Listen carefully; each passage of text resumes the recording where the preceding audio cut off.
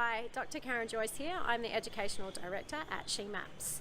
Now, I'm filming here today from the Heron Island Research Station on Heron Island, and I'm here all week doing research for James Cook University. Now, I've been coming to Heron since the late 90s, first of all as an undergraduate and then postgraduate student, and so it's a phenomenal place to be, and I feel really, really privileged to be able to come here as part of my day job, and this is my office for the week. Now, I work mostly out on the reef itself as opposed to the island. Now, the island has a research station and also a resort where there's a lot of tourists come here. So if you're familiar with the coast of Queensland at all, Heron Island is off the coast of Queensland, off Gladstone, so about 2.5 hour boat ride. Now, what I've been doing for all this time, all these years, we come roughly once a year or so, and I'm interested in the different habitats that we have out on the reef. So the coral, the algae, and sediment, rock, and all that sort of thing. So I'm interested in what we have, where we have it, and how it changes over time. Now, since we've been coming for so long, we've been using a lot of field surveys. So that means we're in the water, snorkeling and diving, and recording what we see and where we see it with GPS.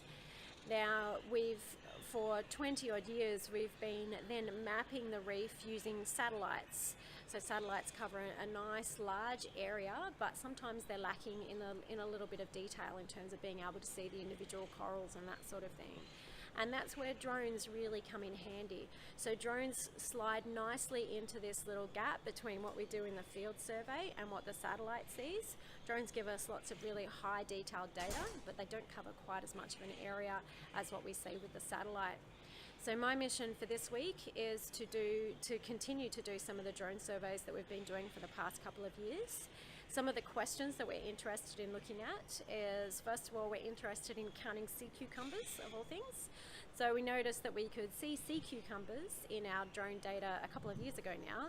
So we've been repeating the surveys that we've been collecting, so not just in-water surveys, but using the drones to capture that and estimating the number of sea cucumbers that we have on the reef and the impact that they're having across the entire reef as well.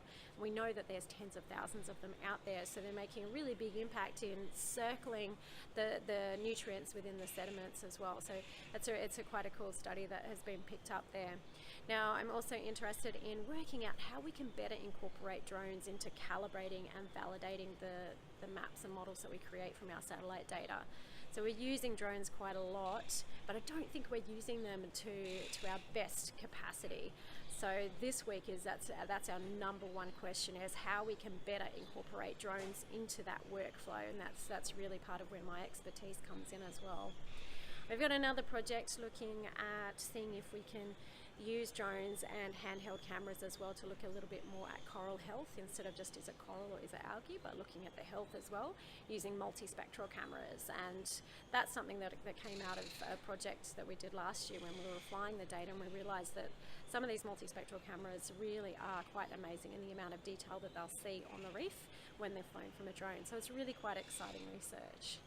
So that's pretty much a wrap up of what we hope to achieve over the course of this week, and we'll then pretty much have an absolute truckload of data to process over the next year or so before we manage to come out here again.